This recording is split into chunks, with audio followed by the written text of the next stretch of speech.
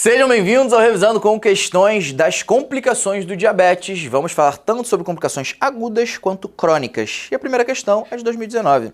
Na fase aguda da cetoacidose diabética, encontramos mais frequentemente as seguintes alterações. Letra A: pH diminuído, bicarbonato diminuído, PCO2 aumentado e o K, que é o potássio variável. Letra B: pH diminuído, bicarbonato aumentado, PCO2 diminuído e o potássio dessa vez diminuído. C: pH diminuído, bicarbonato diminuído, PCO2 diminuído e o potássio, de novo, variável. Ou letra D: pH diminuído, bicarbonato diminuído, PCO2 diminuído e o potássio agora aumentado. E aí, o que você acha? Bem, essa é uma questão que pergunta sobre uma coisa muito específica, né? Alterações laboratoriais do paciente que tem cetoacidose.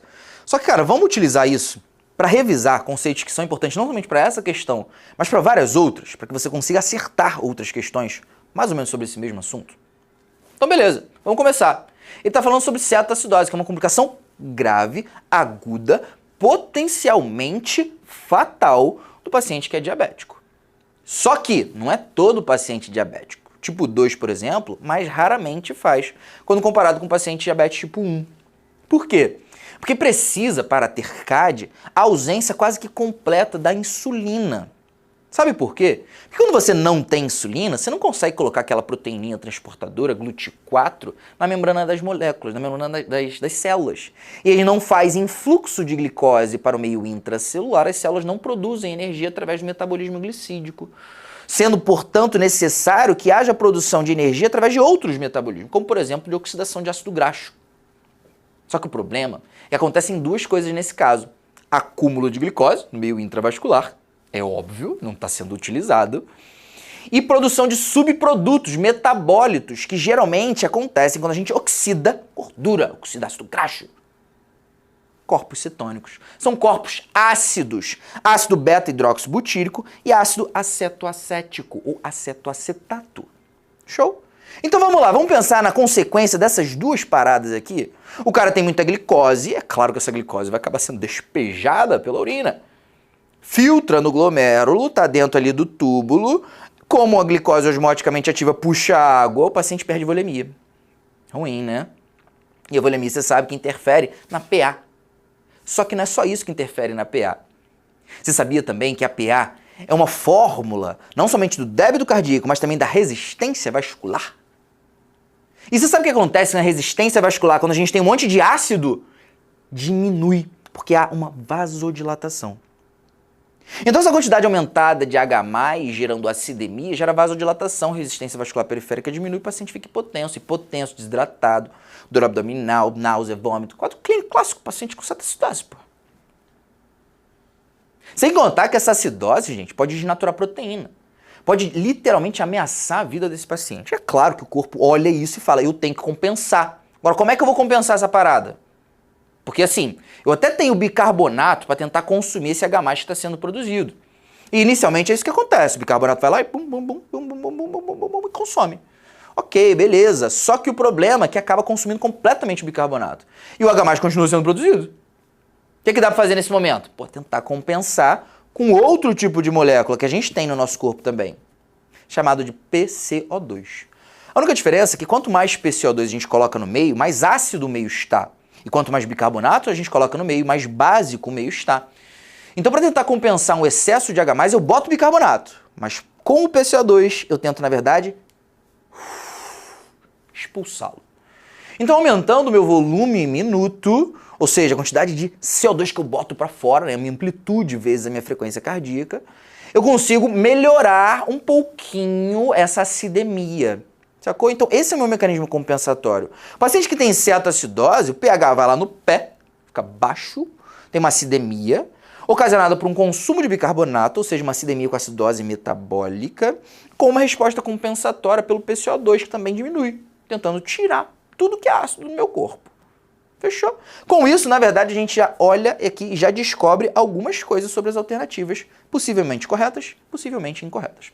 Letra A, pH diminuído, bicarbonato diminuído, PCO2 aumentado? Não, esquece, tá errado. Letra B, pH diminuído, bicarbonato aumentado? Também não, tem que estar tudo diminuído aqui. C, pH diminuído, bicarbonato diminuído, PCO2 diminuído, ok. D, pH diminuído, bicarbonato diminuído, PCO2 diminuído também. Ou seja, pode ser letra C ou letra D. A única diferença está no potássio, no K. que na letra C é variável e no D é aumentado. Ué, hã? Aumentado? Não é possível. Eu lembrava que na cetacidose a gente fazia reposição de potássio. Tinha que estar aqui diminuído, cara. Por que não está diminuído? Aí é que tá.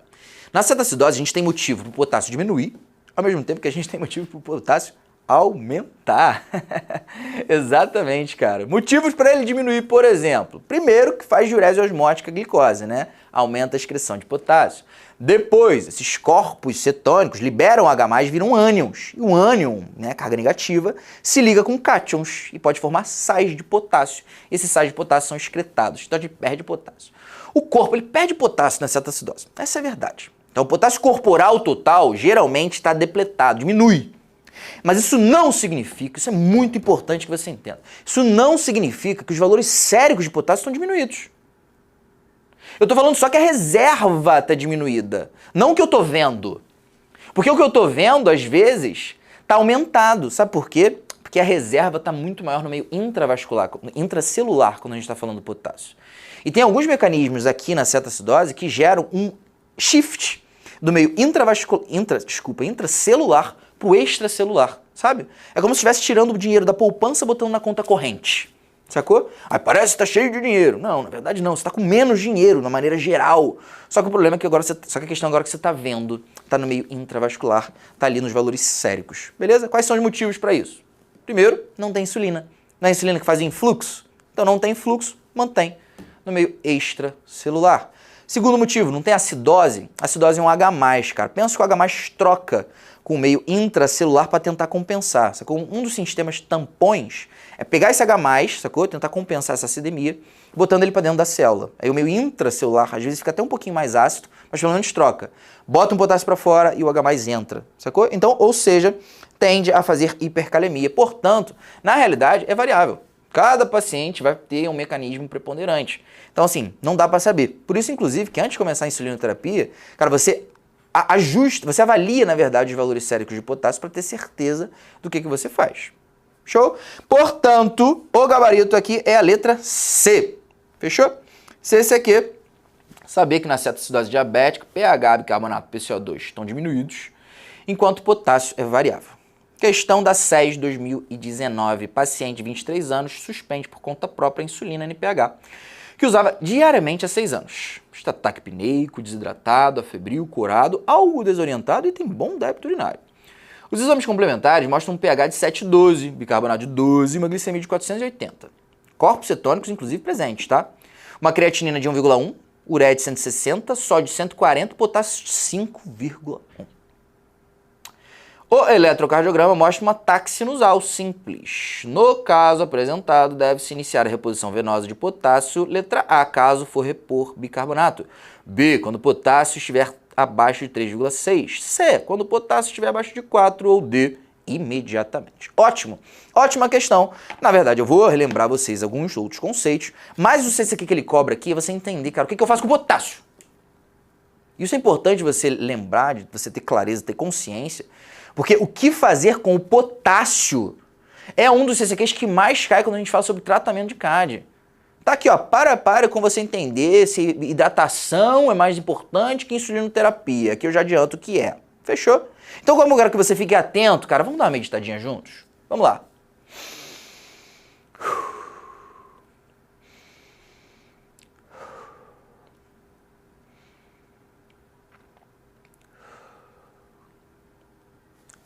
Bora! Paciente de 23 anos que faz uso de insulina. Para começar, não é qualquer diabético. Já penso que pode ser diabetes tipo 1, até porque não faz nenhum outro hipoglicemia antioral, esquisito. Pode ser diabetes tipo 1. Às vezes que não fosse, poderia ser diabetes tipo 2, né, ser esquisito nessa idade, mas fazendo só uso de insulina significa que ele é um paciente que tem pouquíssima insulina, insulinopênico. Isso tem que abrir um radar aqui, um alerta na minha cabeça, porque isso significa que se ele não tiver insulina, se por algum motivo não está fazendo um tratamento ou faz uma descompensação por algum motivo, ele pode descompensar grave fazendo uma cetoacidose, que é uma complicação que acontece quando a gente não tem insulina nenhuma no corpo. E basicamente parece que é isso que está acontecendo, né? Olha só, o paciente está desorientado, desidratado, está com débito urinário ok, mas taquipneico, parecendo tentando compensar alguma coisa. E o laboratório, olha só, pH baixo. abaixo de 7,3, com bicarbonato baixo, abaixo de 15 ou 18, dependendo da referência. Isso é uma acidemia com acidose metabólica. E para completar, glicemia acima de 250. Critérios diagnósticos para CAD completos quando você tem glicemia acima de 250, essa acidose metabólica aqui que eu acabei de mostrar para vocês, com corpos cetônicos presentes, que inclusive podem ser séricos, mensuração de beta-hidroxibutirato, ou na urina, tá? Que é acetoacetato. Independe, né? Na urina, na verdade, é um pouco pior, só que geralmente é o que a gente tem disponível e faz isso aí mesmo. Ou seja, isso aqui é uma cetoacidose. E aí você fica pensando, cara, como é que eu trato cetoacidose? Vai lembrar daqueles três, pô. Vai fazer reposição volêmica, solução fisiológica, 0,9% inicialmente. Vai fazer insulinoterapia, fechou? Endovenosa, com certeza na sua prova. E estabilização dos distúrbios ácido-básicos e hidroeletrolíticos. Basicamente essas três coisas. Não necessariamente todas juntas. Afinal de contas, existem contraindicações ao tratamento com insulinoterapia. A principal que mais cai em prova é justamente, pasmem, o valor sérico de potássio. Potássio abaixo de 3,3? Irmão, esquece insulina. Você tá doido? A insulina manda a glicose entrar para dentro da célula, mas também manda o potássio. Tá com potássio abaixo de 3,3? Tá hipocalêmico? Vai fazer o quê? Você vai tratar... Ah, não, beleza. Agora eu vou produzir energia através do metabolismo glicídico. Mas vou deixar fazer uma arritmia ventricular por hipocalemia com onda U no eletro? Esquece isso, não pode. Inclusive, se tiver com potássio normal, entre 3,3 até 5, eu reponho o potássio. Sabe por quê? Porque eu sei que vai acabar. Eu sei que vai cair. Eu sei que vai diminuir. Então eu reponho o potássio endovenoso, mesmo assim. Só não reponho se tiver um potássio acima de 5. Aí tudo bem, cara. Eu faço insulinoterapia, tá de boa. Sacou? Só um parênteses, dependendo da referência, você vai ver o valor de 5 a 5,2 ou até mesmo 3. Fechou? Então vamos recapitular aqui, ó. Dependendo dos valores de séricos de potássio, eu mudo a minha terapêutica em relação à infusão de potássio e infusão de insulina. Abaixo de 3,3, eu infundo somente insulina. Desculpa, somente potássio. Não posso fazer insulina. Entre 3,3 e 5,5, eu posso fazer sim insulina, mas eu tenho que fazer potássio também. Acima de 5, acima de 5,2, 5,3, dependendo da referência, você faz apenas a insulina, não precisa fazer reposição de potássio. Mas só precisa mensurar isso, né, seriadamente, para ver se muda alguma coisa em algum momento. Show? Então, nesse caso aqui, ó, no caso apresentado, deve-se iniciar a reposição venosa de potássio. A, quando repor bicarbonato... Não falei nada sobre isso. B, quando o potássio estiver abaixo de 3,6, não. C, quando o potássio estiver abaixo de 4, não. D, imediatamente. É justamente isso, imediatamente. Esse é o nosso gabarito dessa questão da SES 2019. E o que é interessante você saber, cara, é que o nível de acesso a essa questão foi 50%, uma questão de moderada dificuldade. Agora, não tinha necessidade, porque 25% das pessoas... Uma pessoa a cada 4 marcou a letra B. E provavelmente, eu consigo imaginar que é porque ela se confundiu. Porque 3,6 é perto de 3,3, significa que você não pode fazer insulina. Mas não é o momento onde você repõe potássio. Você repõe potássio quando ele está lá no alto. Sacou? 5, 5,2, 3. Entendeu? Então, cara, muita atenção, porque foi um descuido muito grande desse pessoal, cara. E eu entendo porque realmente é muito conteúdo. Mas esse é o tipo de conteúdo que você não pode deixar de saber. Porque está presente em questões que são Pareto. E você sabe que as questões Pareto é justamente o que te diferencia. Deixar de acertar uma questão difícil, cara, não faz diferença nenhuma. Errar uma questão difícil não faz diferença.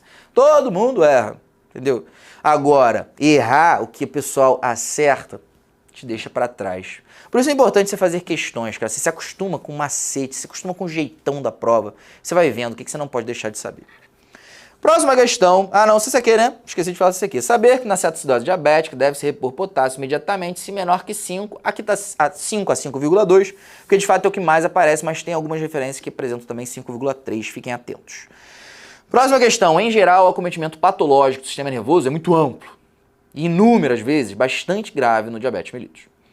Mostra-se inadequado o conceito de que as principais manifestações clínicas de comprometimento somático são de dormência ou queimação em membros inferiores, formigamento, pontadas, choques, agulhadas em pernas e pés, desconforto ou dor ao toque de lençóis e cobertores, e queixas de diminuição ou perda de sensibilidade tátil dolorosa, vírgula, apenas. Ponto. B. O diagnóstico das formas mais frequentes de neuropatia diabética baseia-se na caracterização do quadro clínico. Eu vou ler sinais e sintomas, porque eu não consigo ler sintomas e sinais, porque testando isso em casa soa muito ruim para mim. Sinais e sintomas clínicos mais típicos na realização de testes neurológicos. C. Os testes neurológicos básicos envolvem avaliação da sensibilidade, pesquisa de reflexos tendinosos, medidas da pressão arterial, deitado em pé, e da frequência cardíaca. A letra D, né?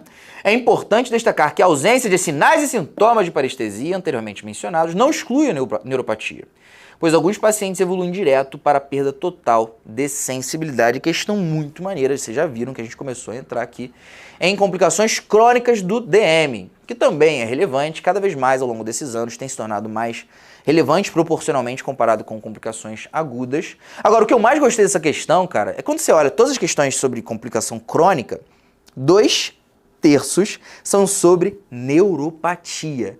E desses 2/3, 100% dessas questões, a grande maioria delas, esmagadora, fala sobre 2 tipos de neuropatia diabética. 1, polineuropatia e 2, desautonomia. Porque existem várias outras, né? Tipo mononeuropatia, tipo uma mononeuropatia do nervo mediano, sacou? Uma síndrome do túnel do carpo. Pode ser uma radiculopatia, tem vários tipos. Só que o que mais cai em prova é polineuropatia e desautonomia. O que você precisa saber sobre isso? Bem, na desautonomia, o que você imagina é que as funções involuntárias do nosso corpo não estão funcionando bem. Então, o que costuma aparecer em prova? O paciente tem disfunção erétil.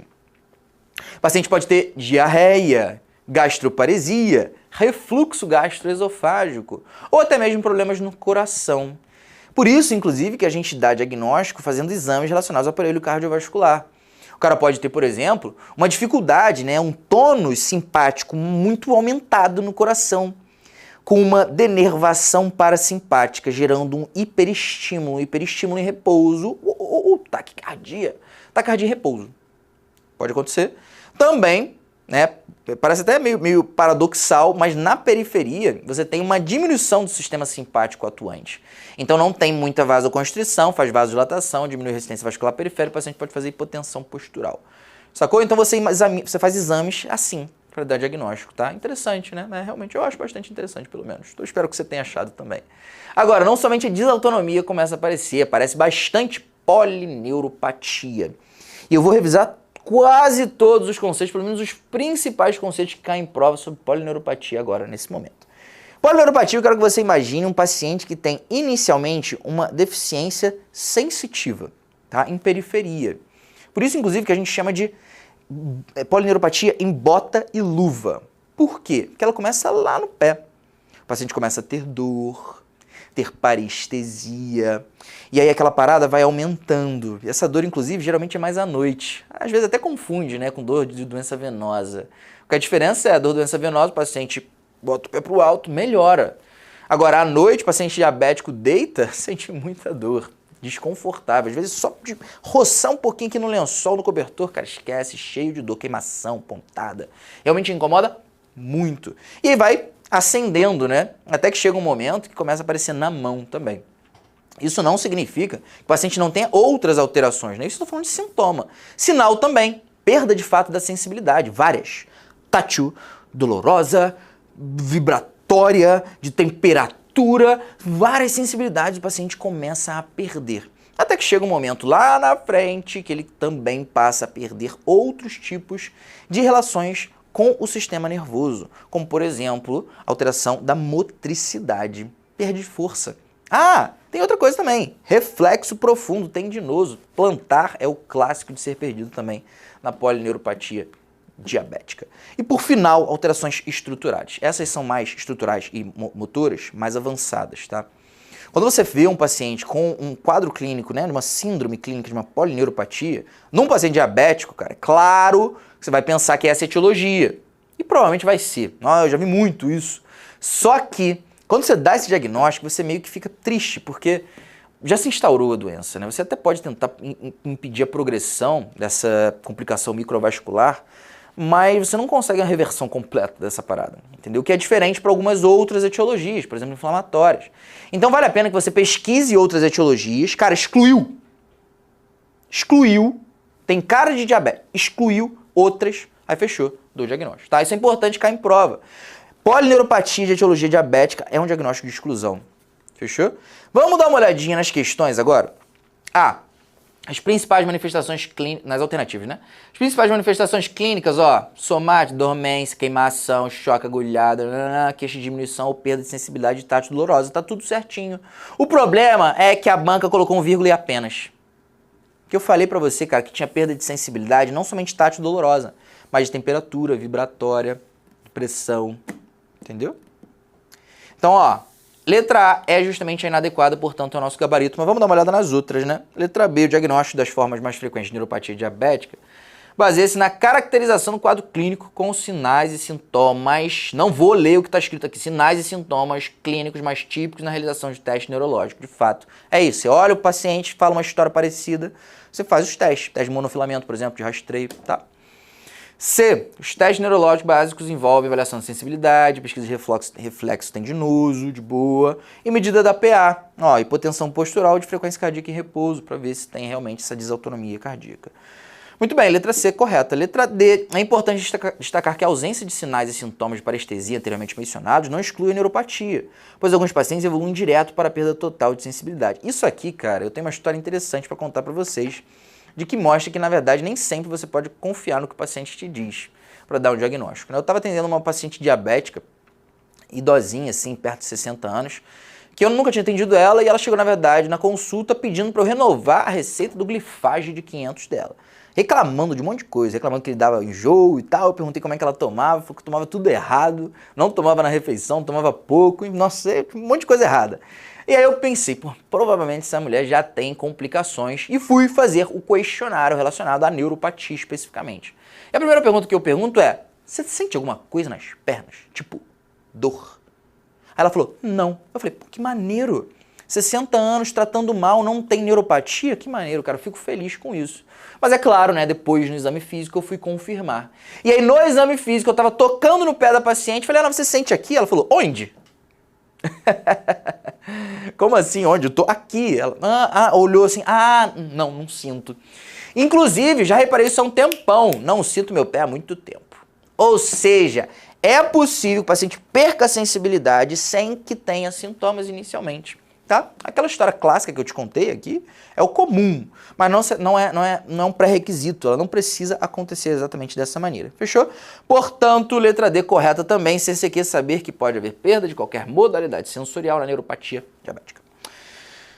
Próxima questão de 2020, a pesquisa de microalbuminúria para o diagnóstico de nefropatia diabética deve ser realizado, exceto. Chama atenção pro exceto, você não pode errar a questão por causa disso. A. Independente do controle glicêmico estar ou não adequado. B. Anualmente, a partir de 5 anos de diagnóstico de diabetes mellitus tipo 1. C. Amostra de urina normatizada pelo valor de creatinina urinária. Albumina sobre creatinina. Ou D. Anualmente, a partir de 3 anos de diagnóstico de diabetes mellitus tipo 2. Ótimo. A gente está falando aqui sobre uma outra complicação microvascular. A complicação microvascular tem essa neuropatia, nefropatia e retinopatia. Inclusive é interessante saber que existe uma correlação, tá? É muito comum que o paciente que desenvolva nefropatia também tenha retinopatia. E o contrário, você também precisa pesquisar, né? O paciente tem retinopatia, aparece na questão. Você precisa falar, eu vou pesquisar nefropatia. Para você entender, então, sobre essa complicação mais especificamente, durante, né, o processo de hiperglicemia, tem várias hipóteses pelas quais isso acontece, não sei mais, hipóteses pelas quais essas complicações podem acontecer. Mas a que eu mais gosto de explicar, porque é que mais simples, faz sentido, são alterações epigenéticas na transcrição de alguns genes. Então imagina só, tem muita glicemia, né, muita glicose, isso altera a transcrição de genes. E alguns genes que não são tão bons assim começam a ser hiperativados. Lá no rim, por exemplo, começa a ter esclerose dos rins. Sacou? Hiperfiltração, estrutura toda difícil, toda errada. E a estrutura do glomérulo está toda errada, começa a passar a molécula que não deveria passar, tipo a albumina, que é grande, entendeu? Então eu posso dar diagnóstico dessa alteração epigenética que eu estou aqui, né, sistematizando e simplificando ao máximo, através de uma pesquisa de albuminúria, albumina na urina. Faço o spot urinário, uma amostrinha, e aí eu divido albumina sobre creatinina. Dá acima de 30! 30! 30! Notou? 30. Acima de 30, irmão, Albuminúria. Você pode até encontrar o termo microalbuminúria acima de 30, macroalbuminúria acima de 300, mas albuminúria de uma maneira geral. E é por causa disso, inclusive, que eu faço a mesma coisa para tratar a albuminúria quando eu tenho no paciente diabético, quando o paciente hipertenso. Eu uso de IECA ou BRA, o inibidor da enzima conversora de angiotensina, o bloqueador receptor de angiotensina. Por quê? Porque no final das contas não deixa a angiotensina trabalhar. E uma das funções da angiotensina é segurar a arteríola eferente. Segurou a arteríola eferente, começa a ter hipertensão intraglomerular, e essa hipertensão intraglomerular causa mais albuminúria. Se eu abro, permito saída de sangue do glomérulo, diminui a PA aqui, até pode diminuir um pouquinho minha taxa de filtração glomerular, tudo bem, eu tento controlar isso, mas pelo menos diminui a minha albuminúria. Isso é interessante no longo prazo. O declínio de função renal diminui, pelo menos a velocidade, sacou? Então, muito relevante isso. E o que é mais maneiro é que, cara, nefropatia cai muito pouco comparado com neuropatia. Já falei que é 2/3 das complicações crônicas. Mas quando cai, olha, muito simples. É isso. Então é isso que você precisa saber. Beleza, né? Vamos então olhar as questões, as alternativas. Letra A, independente de controle glicêmico, estar ou não adequado, eu vou fazer a pesquisa. Realmente é isso. B, anualmente, a partir de 5 anos, diagnóstico de diabetes mellitus tipo... Opa, Barreto, você não falou nada disso. Sim, não falei. Porque na verdade eu quero te perguntar, você que vai me ensinar hoje. Vamos lá, paciente diabético, quando que você faz esse rastreio das complicações? E a resposta certa é depende. Vamos supor que seja um paciente diabético tipo 1. Aquele cara que, porra, ele não fica muito tempo assintomático. Porque ele tem deficiência quase que total de insulina. Quando você tem deficiência total de insulina, o que acontece? CAD, cetoacidose. 30% dos pacientes diabetes tipo 1 são diagnosticados com diabetes com uma cetoacidose. Então assim, ele não dura muito tempo. Se não dura muito tempo, não deu tempo de fazer complicações. Então eu vou ficar preocupado em fazer rastreio nesse cara no diagnóstico ou 5 anos depois? 5 anos depois. Diabetes tipo 1, eu começo a fazer rastreio 5 anos depois. Em seguida, eu faço anualmente. Ok, mas somente depois de 5 anos de diagnóstico. Portanto, letra B, correta. C, em amostra de urina normatizada pelo valor de creatinina urinária, albumina sobre creatinina, beleza, correto também, você já sabe disso. D, anualmente, a partir de 3 anos de diagnóstico de diabetes mellitus tipo 2. Opa, isso aqui, cara, aqui tá incorreto. Sabe por quê? O paciente diabetes tipo 2, a história é diferente, né? Eu tô falando de paciente velhinho, 40, 50 anos, obeso, história familiar positiva, com dislipidemia, ele tem tudo para ser diabético. Só que o problema é que o diabetes dele vai se desenvolvendo gradativamente, com uma resistência insulínica, inicialmente pós-prandial somente, e depois vai piorando, glicemia de jejum, 110, 120, 126, 130. Pô, mas isso não dá sintoma. Eu vou ter CAD com isso? E o paciente está de boa. Você é rígido? Sim, não tem nada. Não tem nada porque não fez uma glicemia de jejum para dar diagnóstico de diabetes. E ele fica lá uma década assim. Quando dá diagnóstico, meu amigo, aí sim você já pensa, esse cara é diabético há muito tempo, ele está fazendo lesão na microvasculatura há um século. E aí eu te pergunto, eu vou fazer rastreio de complicações nesse paciente no diagnóstico ou 5 anos depois? No diagnóstico. Essa é a grande diferença do diabetes tipo 1 para o 2. Pesquisa de complicações no 1 eu faço 5 anos depois e no 2 eu faço justamente agora, na ocasião do diagnóstico. Portanto, o gabarito é letra D, porque ele perde o exceto, a incorreta, e o CCQ é o rastreio das complicações crônicas do DM tipo 2, deve ser feito na ocasião do diagnóstico. É isso, galera. Esse foi o nosso Revisando com Questões de Complicações do Diabetes. Veja você, cara, dá para direcionar muito, tanto na aguda para o tratamento de diabetes, quanto nas crônicas para neuropatia. Até a próxima.